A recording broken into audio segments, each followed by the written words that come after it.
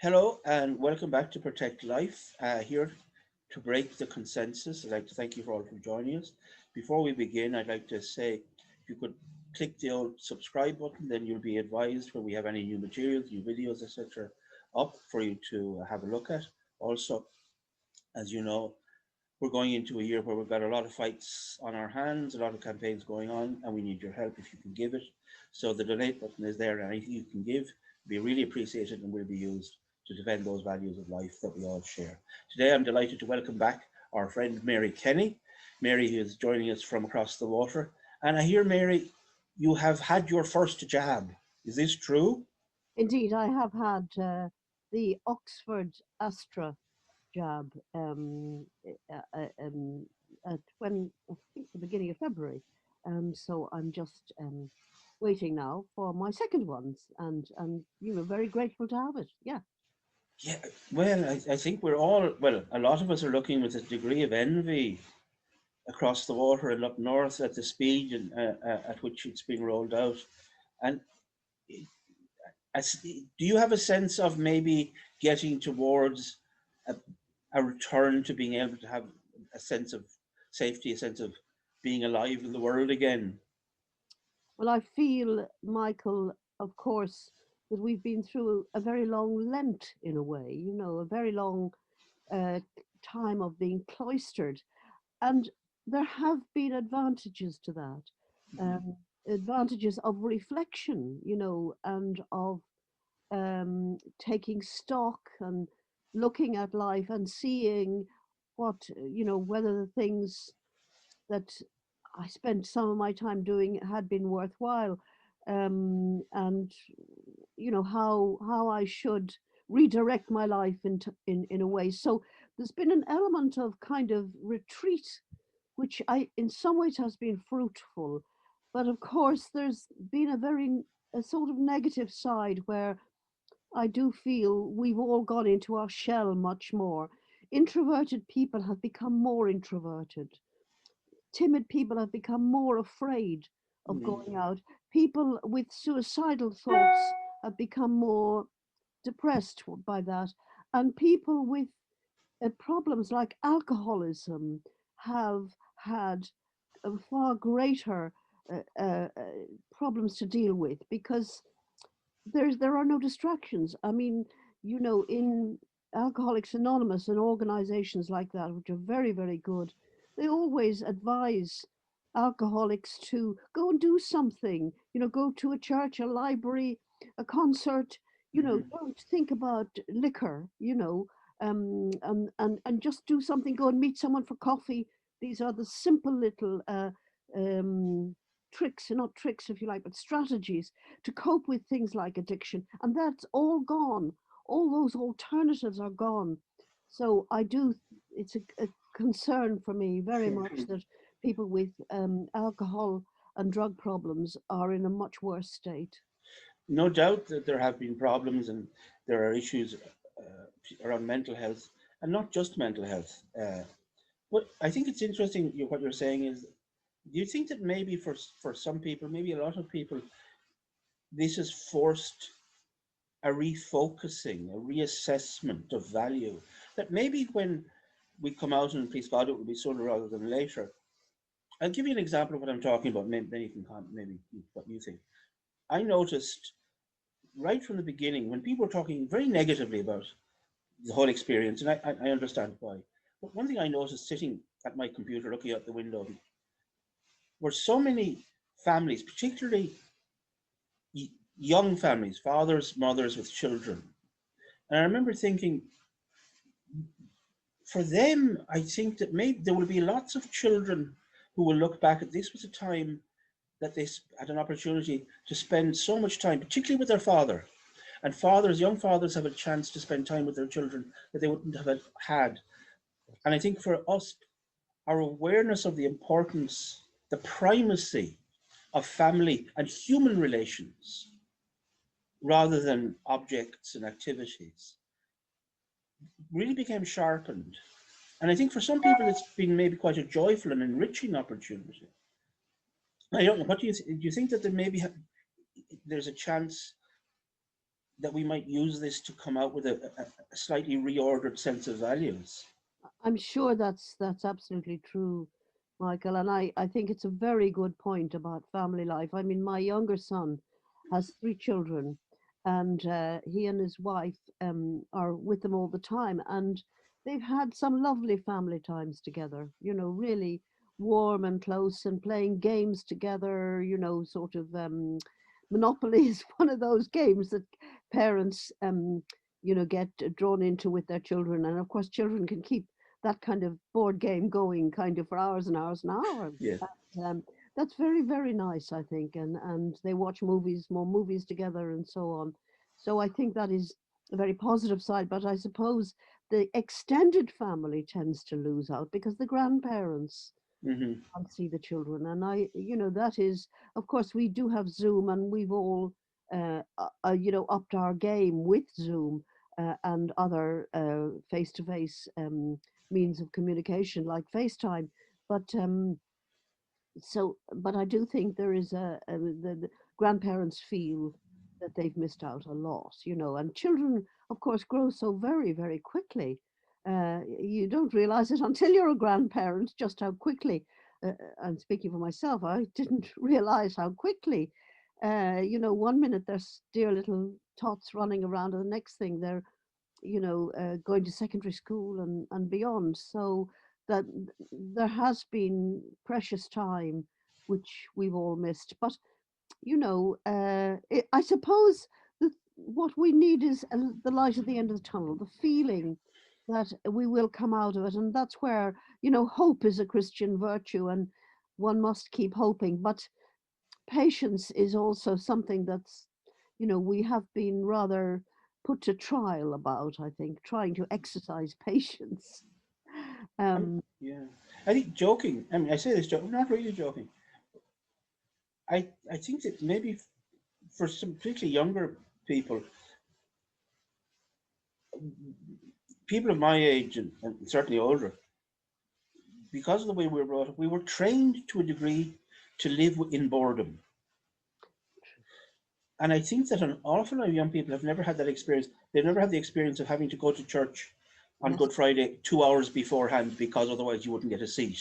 And then the service would last another 2.5 hours. And you lived with boredom. You developed strategies to be able to live with that. I think a lot of younger people are, they're not blaming them. It's just the way their life has become. Hasn't had, and I think this has been an opportunity to develop skills, life skills that had not been available to them before.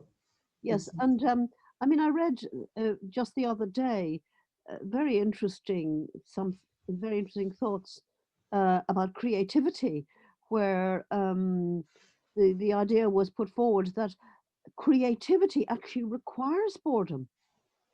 you know mm-hmm. you have to, the artist, the creative person, they have to sit and think and go into a reverie even, and just sit there. And I mean, I have to say that very often being at church, sometimes it's perfectly true, one does slightly drift into a reverie, and it's kind of quite liberating, really. It's liberating of the slings and arrows of everything going on outside. So these I know things, you're a great Francophile. One of my favorites back from college was the Le Pensée of Pascal, and I remember reading and being absolutely impressed and still believe he hit a great truth. Pascal, the great Catholic thinker, mathematician, philosopher, whatever.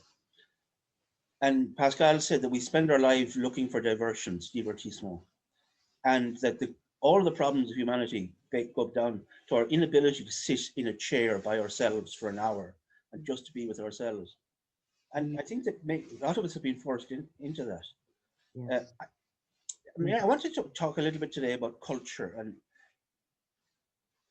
I think for a lot of people in Ireland, after the recent referenda, there has been a sense, an awareness that maybe there was a sense of, but hadn't been. The sense of defeat is very strong, maybe that Ireland of a certain kind has lost the culture. That pro-life people have lost the culture, religious people they have lost the culture. And so you've you have spent a lot of your life both in Ireland, in England, and France, in three different, very different cultures, and have seen them operating. And I'm just curious to talk to you about how your experience and what maybe what it talks, what it tells us about the way we have developed in Ireland today. When you left the Ireland you left was, in a sense, as a young woman, the Ireland of a very traditional Catholicism, a very dominant church, John Charles McQuaid kind of church. That seems not just like 50 years ago, but it seems like another age, impossibly far away from the reality today. When you went to France, what was the first thing? Were there things that you immediately noticed or sensed about the difference in the approach to the culture and say to religion within Well, France, the French, that struck you as being odd or bizarre? well, when I first went to France, I was 18 and I went to work as an au pair with a Catholic family there were 7 children. And I wasn't a very good au pair, I must say. And I was unfavorably compared to the previous au pair, who was a very efficient German. But anyway, that's life. And it's interesting how I was only just thinking this morning that how deep the roots of early formation are. We don't realize it until old age. And any teacher who thinks that they were being teaching in vain should really remember that much of what a teacher teaches remains and comes back in old age, because I was just vacuuming uh, the house, and I remember the woman I worked for, Madame Chevalier, would always I can hear her voice saying to me, "Il faut tout déplacer, mademoiselle. Il faut tout déplacer. You must move everything when you vacuum, you know." And this is coming back to me.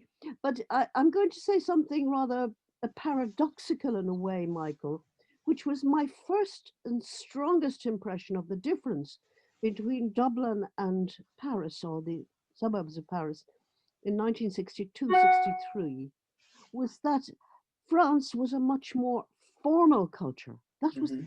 strongest thing. You say that Dublin and Ireland under John Charles McQuaid, and in one sense that's true. It was a very old-fashioned society, in some ways almost a Victorian society still. And my parents were very old when I was born, and so all my aunts and uncles were Edwardians, certainly. So that they still had that culture of from before the First World War even. Um, but nevertheless, at a familial and informal side, life was incredibly easygoing. That's the thing. We lived in this old rambling Victorian house in Sandymount, which was kind of falling to pieces. But the door was open all the time. People came, dropped by at any moment of the day or night. There was a lot of stories, laughter, relations coming around. And as you mentioned, John Charles McQuaid was often an object of banter and ridicule, even, Hmm. including from priests and nuns we knew, Arahim, that sort of thing. Yeah. Um, so that the formal story doesn't always tell you what the informal side of the experience was. And so when I went to France, of course, in some ways, they were much more outspoken. The French are anyway more candid than the Irish and the British about lots of things. I mean, it was quite shocking to me and to my mother too that when you went to the cinema in France, the usherette actually asked, or even when you went to a public loo, the attendant asked for a tip. Service, s'il vous plaît, that sort of thing, in a very bold way, which in Ireland, I mean, people were far too delicate and tactful ever to sort of come out straight with Mm. something like that. Um, I remember, and I used to go every Sunday to visit friends of my mother's who were very strong Catholics, Gaullists, old-fashioned, old-fashioned French Catholics in the Saint Germain area. And I remember the daughter of the house asking her brother. They were talking about François Sagan, who was, rather scandalous young novelist. And she said, avec qui elle vit en ce moment? Who's she living with at the moment? And I won't say I was shocked, but I was taken aback because people in Ireland wouldn't talk like that. And that was and this was among French Catholics. So there was that candor. But on the other hand, life was just so structured. Nobody dropped in on anybody, even in the suburbs. Everything was arranged, everything had to be scheduled. And it was the first time in my life that I'd ever heard about rape. I never heard the word used. As far as I remember, it never dawned on me. I used to wander all over Dublin as a young teenager at all sorts of hours of day and night. I had a bicycle. I went anywhere. I never thought twice about going anywhere. Nobody ever told me not to go anywhere I wanted to go. It was that easygoing way of life, because Dublin was pretty safe, Hmm. at that level. But the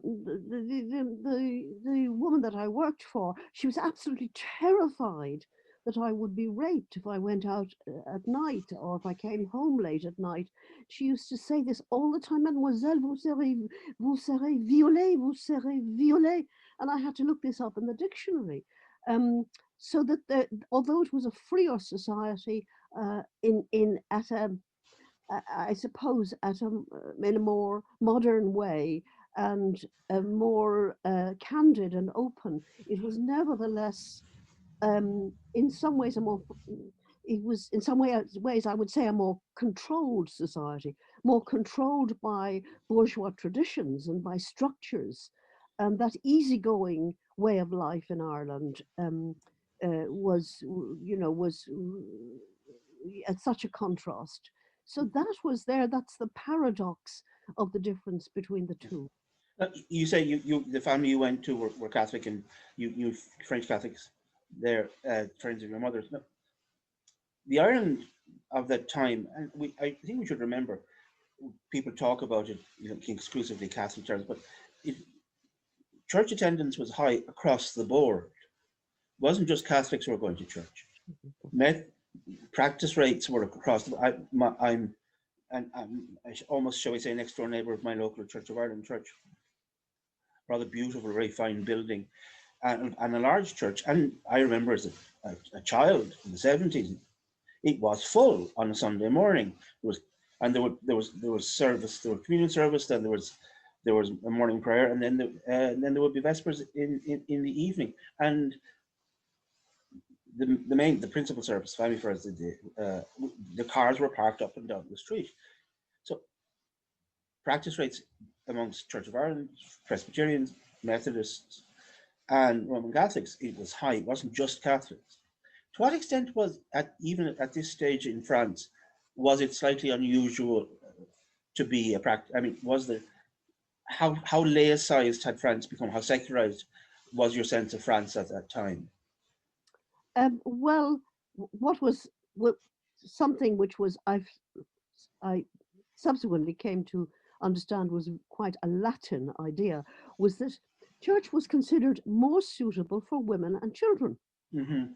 No, I mean, I learned later when I reported from Italy that the head of the Communist Party in Italy, he was the communist, obviously, but his wife and children went to church. So, and the Italians thought, that was a kind of covering all spots, really, in a way, nearly. But you, But so that in this family that I worked in, the mother and the children went to mass every Sunday, as I did, but the father seldom went. And one morning, I must have gone to a different mass or something, but one morning I actually asked him, I said, Monsieur, are you if you're a Catholic, don't you go to mass? And he said, in that shoulder shrugging way which Parisians have, Mademoiselle, je suis catholique, mais je ne suis pas fanatique. So he was saying that you sort of you don't have to go to mass every Sunday, sort of thing. But of course, I don't know how aware I mean, France has a very strong secular tradition. They are very, very keen on that secularism. which of course, which goes back to the French Revolution, although it didn't really get implemented really until the late 19th century. So I did, of course, become aware of that, and I became aware of the fact that Paris had a strong tradition of bohemian life, and of course, I think France also had uh, a strong tradition. I wasn't so aware of it at the time of anti-clericalism. I mean, there was a sort of anti-clerical party in certainly in the 1930s, um, and earlier. So I was aware of that, and I was aware of a more diverse, uh, uh, um, more diverse parts of society, of course, as well, because France had quite a big Algerian population, and that was kind of the Algerian War was going on, and they were Islamic, so that was there already, you Mm. know. So and there was so I was aware of all. I became aware of all those things, and the fact that the family, although they were an ordinary suburban family in a way. The father was an engineer, and they weren't sort of over sophisticated Parisians. Nevertheless, they did talk about things like philosophy at table, which I thought was I was very struck by that, and they did talk about people. They alluded to people like Sartre, and they would have a discussion around the family table about whether it weakened your faith. See, one Mhm. lost the faith. So those kind of things were very, they were kind of very, that was a very stimulating part of my early years, I suppose, as a kind of student in France. And Really. you would say that that kind of sort of intellectual engagement by the laity was just something what didn't happen in Irish Catholicism. I guess not, really. And I mean, I think, judging by my school, Irish Catholicism was still quite didactic, really, and perhaps not open to debate and argument as much. Although yeah, that also needs some nuancing because I think it depends where you grow up. I mean, I was, if you read when I've been reading the biographies of Peter Sutherland, for example, and Anthony Clare, both of whom went to Gonzaga. And they, mind you, they're a little bit younger than me, maybe, because this would have been, yeah, they were in this. This was the 1960s, and there was a lot of debate at a school like Gonzaga Mhm. already, open debate. There were teachers there, particularly Father Joe Veal, who very much encouraged open debate.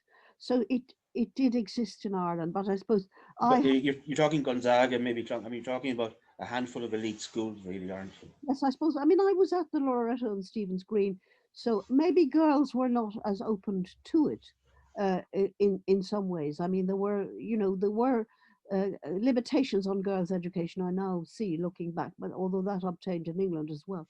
But I think the French experience, also the Catholic Church in France had already by 1962-63 was already had changes, which are changes of practice. For example, people.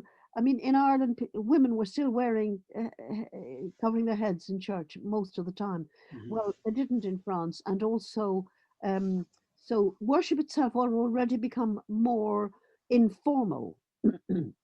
They were more informal, and all the changes which we came to see, such as communion in the hand and so on. And there was a lot of discussion about things like worker priests, a movement which sounded very interesting, but seems to have disappeared. But it was so these were priests who identified with working class people Hmm.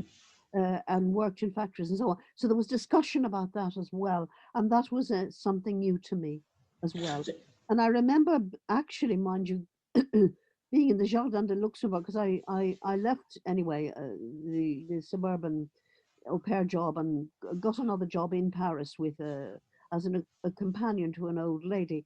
And I remember being in the Jardin de Luxembourg one day and seeing a priest having a rather meager sandwich lunch you know, and it struck me, you know, that you'd never see that in Ireland at that Mm. time. The priest would not be consigned to having a rather poor sandwich lunch in a park. He would, you know, be given lunch by his housekeeper, or even he might go to the Gresham Hotel to have lunch, where many's the time I would have seen priests who would, you know, be treated to lunch there. So I did see that the priests didn't quite have, you know, a lot of the priests in France maybe were poor, you know, weren't treated always quite Mhm. as well. But And well, that wasn't a new. I mean, in Bernanos, you see that already. I mean, yeah, in Sulajistan and yeah, the what's his most famous book? It's the escaping me now. diary of a Diary curate. of a Country Priest. a con- Again, I mean, these people were they were not rolling in it. Far from it. I mean, an Irish country priest would have been would have been materially far more comfortable. Yes. And then during the summer holiday, I was asked to go to a convent in the Pyrenees at Pau, near Pau, and not far from Lourdes, indeed, uh, just to speak English with the nuns there. And they were extraordinary. I was really blown away by them because they were very, very outgoing and lively, and they were very much. They didn't stand on ceremony, and you didn't have to sort of, you know, bow and scrape. Not that you had to bow and scrape, but, you know, Irish nuns still kept a distance from people, and you wouldn't laugh and joke with them, so far as I recall, except in very restricted circumstances. But these French nuns were, you know, very much part of their local village. They were still in habit and everything, although it was a lighter habit.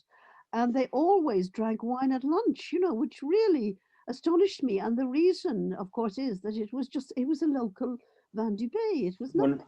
one of my aunts went to a French run a boarding school in Cork when it was not long established, and it was discovered I, after a few years they would have cider with their lunch. They were from, I think, Normandy or Brittany or somewhere. And when the parents discovered that the kids were their daughters were having cider with their for this was horror. It absolutely horrified them.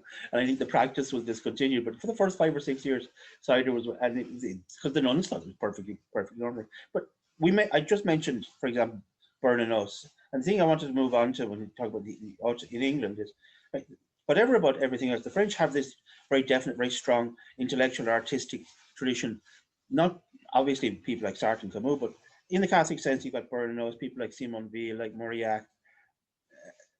You go to England. Most of your life has been in England.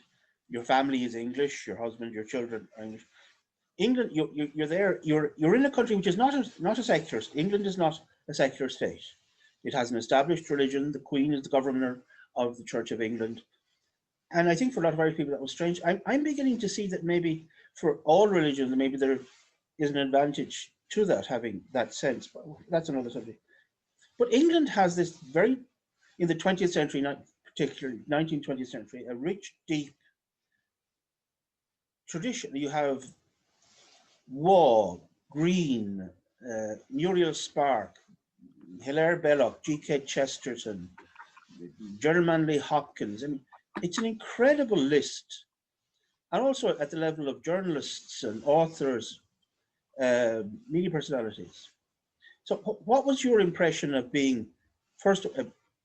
What was this the word of the English Catholic, like what their schools, in what, how did you experience it? Well, if you'll permit me, Michael, I'm just going to read.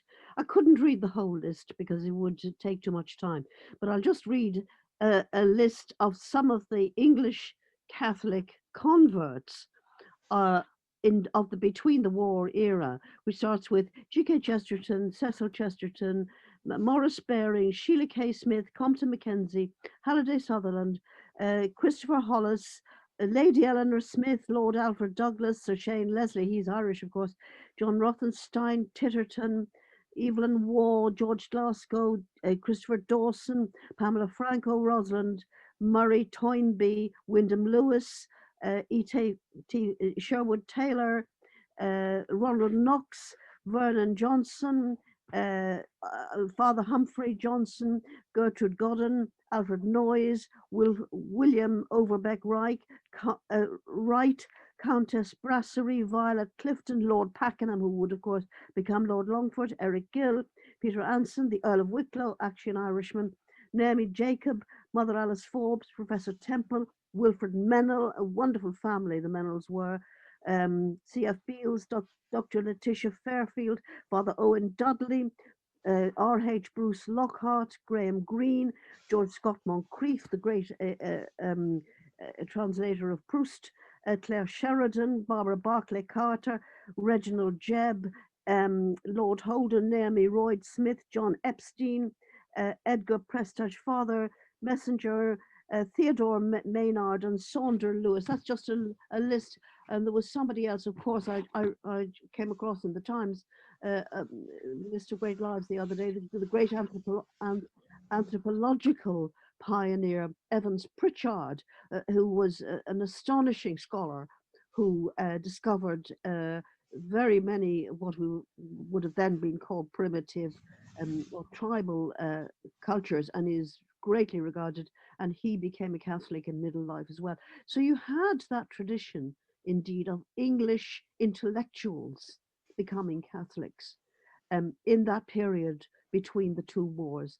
Now, Robert Graves, in his wonderful book, Goodbye to All That, which is, of course, about the First World War, most poignant book. Um, one of a wonderful, wonderful passage in that book, mind you, about Father Gleason of the Munster Fusiliers, you know, who showed such incredible courage and led the men to safety in the trenches, you know, when the officers were killed, and ended up, by the way, in I think that chapel, that church in Camden Street, is it Yeah. Whitefriars Church, yeah. But anyway, that's by the way. But Graves says one of the reasons that people were attracted to Catholicism after the First World War was the Catholic respect for the dead, uh, Really? and that there was the devastation of loss after the First World War was, of course, absolutely terrible, and terrible in France, even if anything worse. They've never recovered from the First World War in terms of demographics. And the way in which things like you know, spiritualism, this contacting the dead kind of thing, Yes. that was a big fad, you know, and it was pitiful. These mothers and wives trying to contact so many men who had been lost. But he says, you know, really it was the fact that the Catholic Church had this great culture of praying for the dead, respecting the dead, and having a sense of love and warmth for the dead, and that really was one of the things that attracted people, um, because until then, of course, the Christian churches, the other Christian churches, did not pray for the dead. It wasn't admitted, because this was where the argument about purgatory comes in, I Hmm. suppose. That with the other Christian churches, you know, once the soul died, they either went one way or the other, so to speak. The tree lies where it falls. Sorry, say that again. The tree lies where it falls. Is what Yes, the yeah, exactly. That's the exact, yeah, thing. And I think that sounds very, very true. And certainly, and people like Ronald Knox, of course, had enormous influence. Evelyn Waugh wrote his biography, and he was obviously a terrific evangelist. He was within an ace of converting Harold Macmillan, who really. who served in who for whom the First World War was a formative experience of his life, and made him gave him a sense of solidarity with working class men. Actually, in a way, he kind of thought working, you know, he had a lot of respect.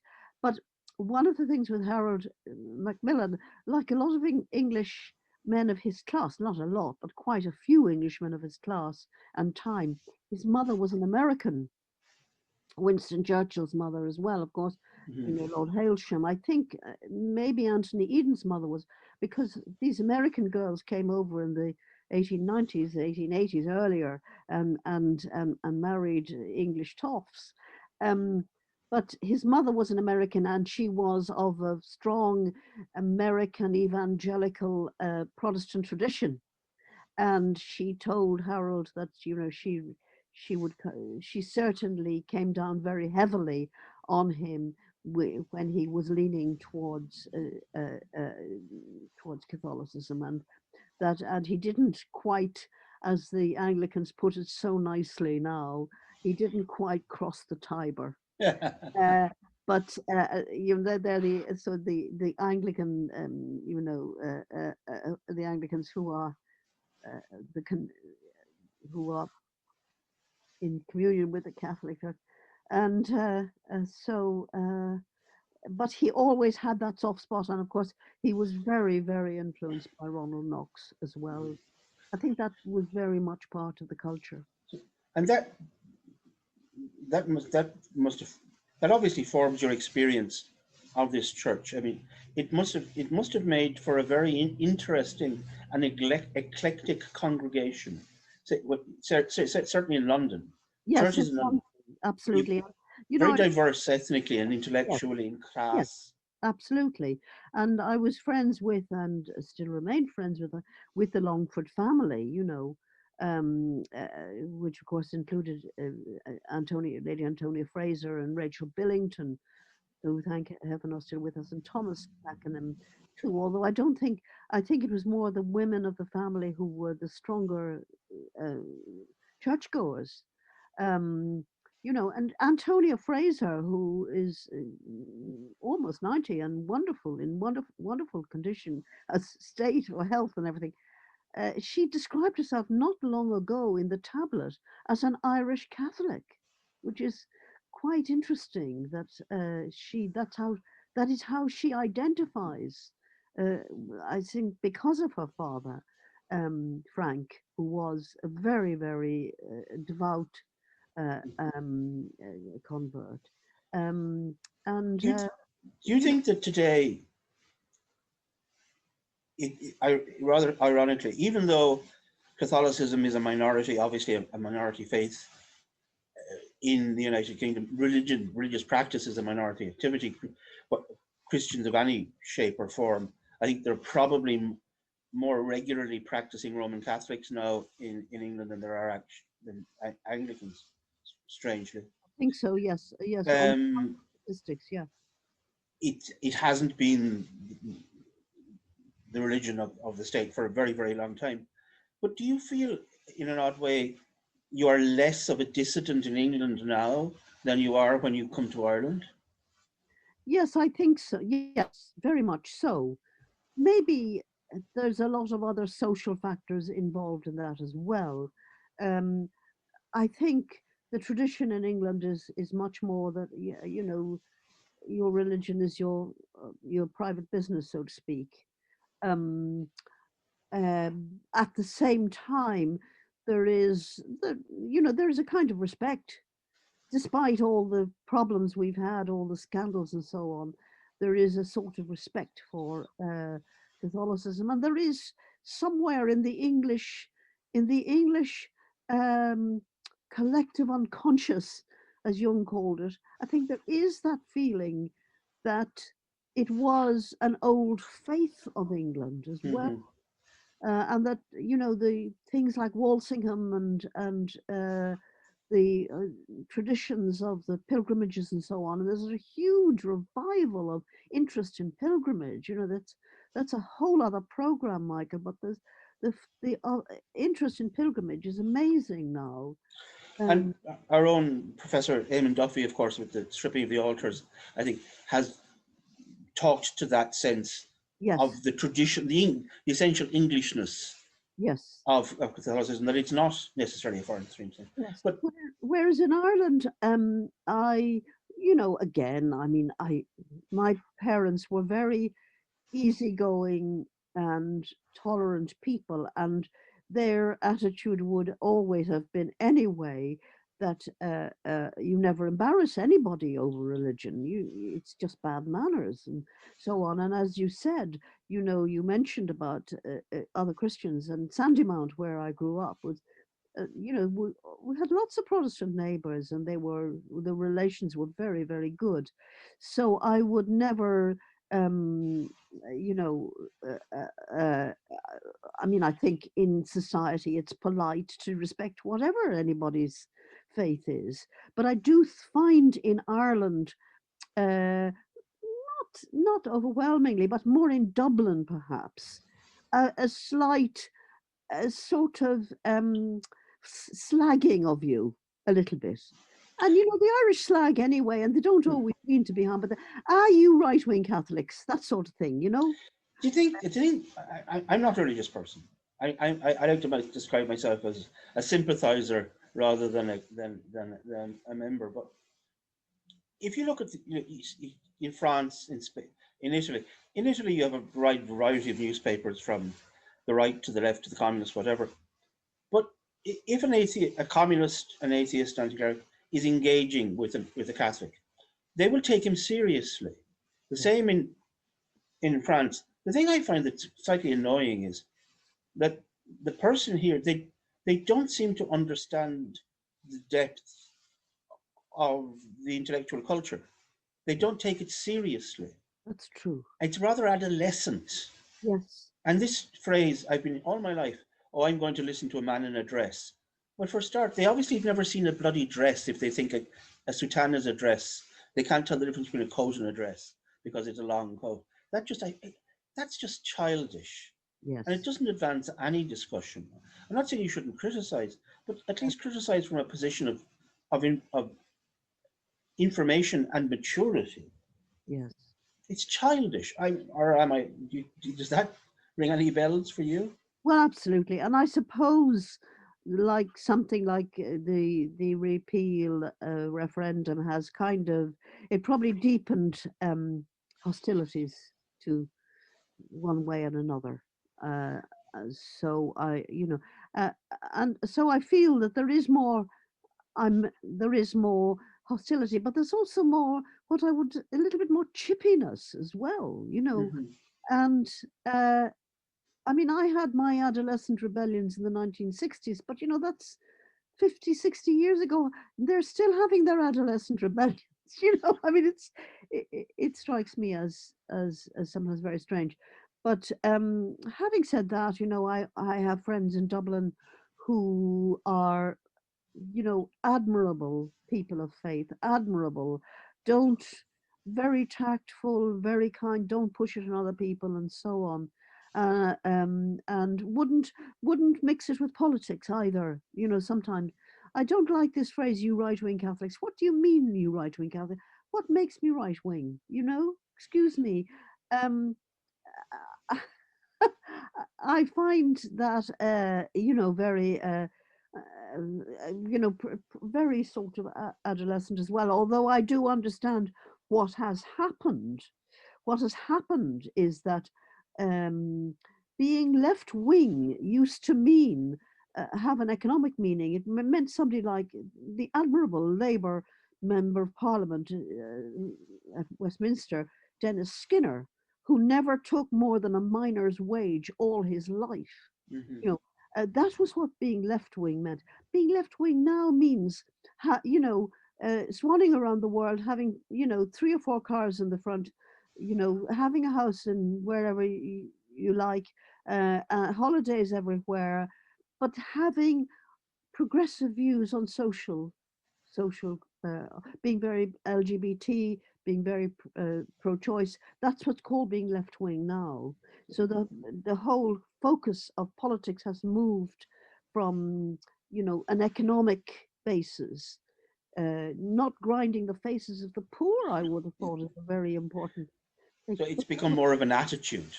yeah, so it's more of an attitude, and there's a lot of what the excellent phrase coined, I think, by Claire Fox in London, virtue signaling.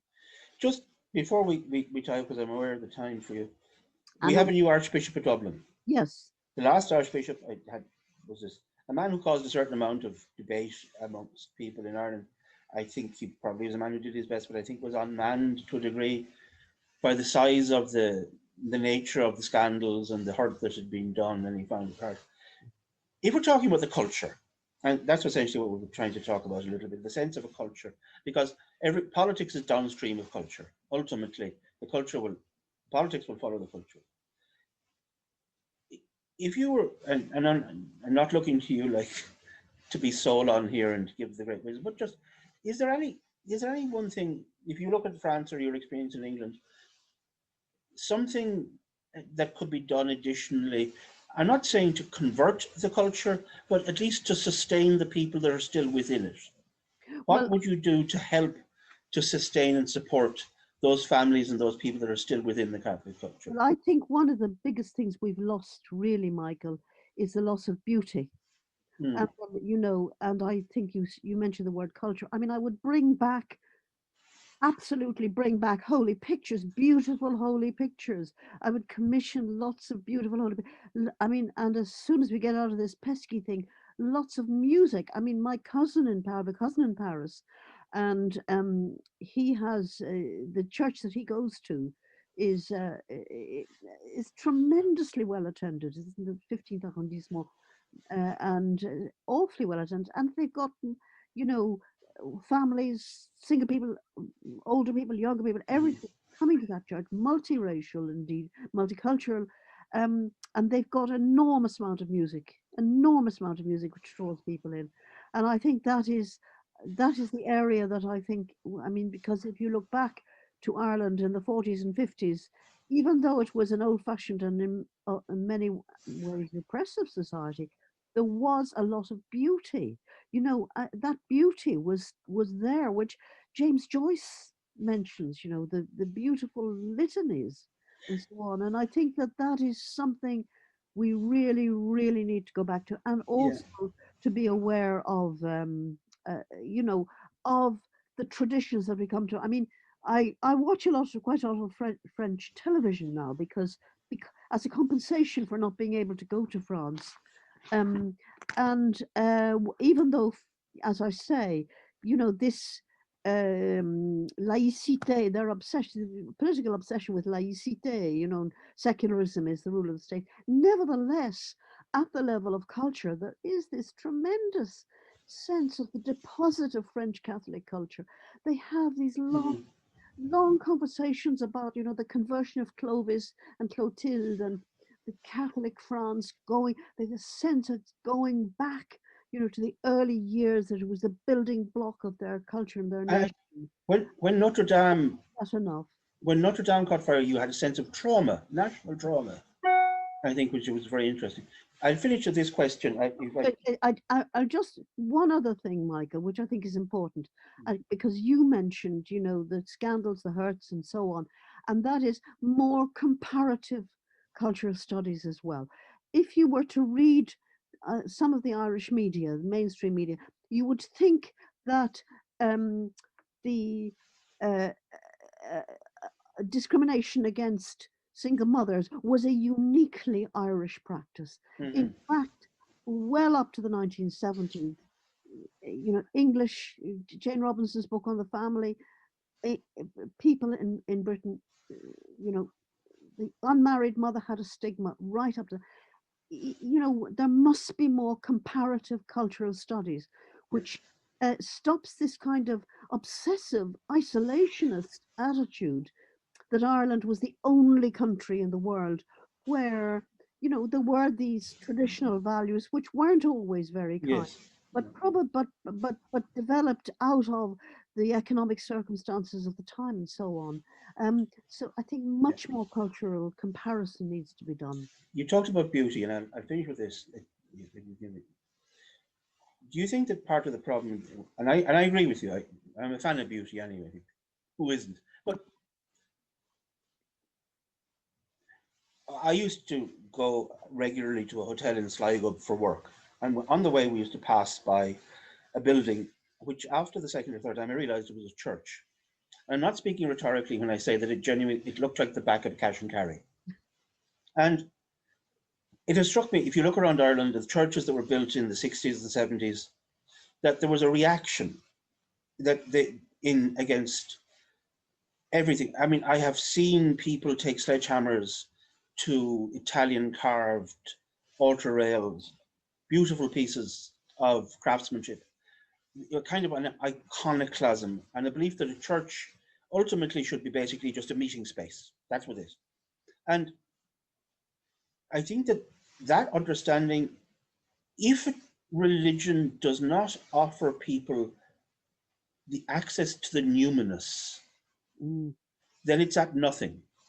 The numinous, that sense of something beyond, what Rudolf Otto calls that sense of awe, that sense of something beyond ourselves. If you don't offer that as a fundamental thing, and the Catholic Church, and I would say maybe the Orthodoxy to it as well, was very good at that. That in the old rites, in the in with the incense and the chant and the music and the baroque and the art, that sense of the numinous was deep, and it responded. If you can't offer that, you're just another competing set of social doctrines. But do you agree? Or oh, absolutely, yes. And but I suppose, in fairness, we have to look at the zeitgeist of the 60s and 70s. That this, even the most ardent defenders of the 1960s, which, after all, the 1960s was a revolutionary period in social mores. Even the most ardent defenders say it was a dreadful period for architecture, mm, absolutely dreadful. And almost everything that was put up, and they had this, concrete was the, you know, was admired by the new brutalists. It was really terrible, and the notion of everything must be absolutely utilitarian. I mean, in London, the National Theatre on the Thames, it oh, looks like a Stalinist, the Barbican, yeah. barracks or something, and yet inside, it does some wonderful things for the performing arts. But so you have that. And I mean, in Dublin, for example, one of the greatest acts of vandalism was a beautiful. Royal Theatre Royal in Hawkins Street, which Hmm. is just by the Liffey, which was literally an opera house, which had which could house 3,000 people and had wonderful concerts, operas, ballets, popular music, variety performances, everything down through the years was pulled down, and in its place, an absolute excrescence of a concrete block was put up. That's due to be demolished any minute, but Hmm. it hasn't been. So I think the churches were part of that zeitgeist to some degree, out of the old Baroque, and put in these brutalist functional buildings. But the tide did turn on that, and it turned people like John Betjeman in England, the poet, who Hmm. was very very fond of Ireland too. He was a wonderful campaigner, and there was two examples, one from Paris and one from London. In London, Euston, of course, had been pulled down, um, and they were about to pull down St Pancras. And John Betjeman and many other campaigners, kind of old Victorian campaigners, said, "No, we must save this. We must save it." And they did save St Pancras, and they've done a wonderful job of, if you like, mingling the Hmm. inventively new and so on with the tradition. In Paris, they were about to pull down a beautiful old railway station on the Quai d'Orsay, and some enlightened civil servant said, "Could it be used for something else? Should we preserve it?" The architects wanted to pull it down. This enlightened civil servant saved it, and it is now the most beautiful museum in Paris, the Musée d'Orsay. Absolutely stunning, very, very 19th century and Baroque and everything. So, the tide turned, and then maybe the tide is turning, I think, with the churches, where we do see now more understanding, of beautiful stained glass, for example, the importance. I mean, been reading about the importance of the Harry Clark stained glass at Loughrea Cathedral. Hmm. That's really Very valuable beautiful. now. So I think there is hope for this restoration, of beauty. Um, and especially I think after lockdown, once this finishes, Michael, one of the things you're going to see is an absolute stampede for museums and art galleries because Yeah, people are really, really starved. you want to see, you want to experience. And in community. Well, Mary, hopefully we will certainly be talking to you again. A couple of things that came, as you said, conversations for another day, and we will hopefully have those. And maybe even one of these days we shall see each other in the flesh, well covered. But for the time being, I'd like to thank you for joining us. I'd like to thank our audience for joining us again. Press the old subscribe button. If you can help us with the donation, anything you do will be most appreciated and will help us in our campaigns for life this week. But for the time being, thank you very much. Keep safe, God bless, and wash your hands. Bye bye. Bye bye. Bye bye. Are we? Yeah, Okay. yeah, that's That's lovely. great. Listen, I'll let you go, Mary. I know you're under a We bit should of talk time too much, pressure. and that list is too long of the converts, but And yet there's and loads. I mean, like the Rees Moggs, yes. Well, Tristan Davis's. actually, I think I I have a feeling that William Rees-Mogg, um, who was the editor of the Times, his mother was an Irish American. I think she was a cradle Catholic. He converted though, didn't he? I think he was brought up by his mother as a cradle Catholic. I have a feeling, but I'd need to look into that.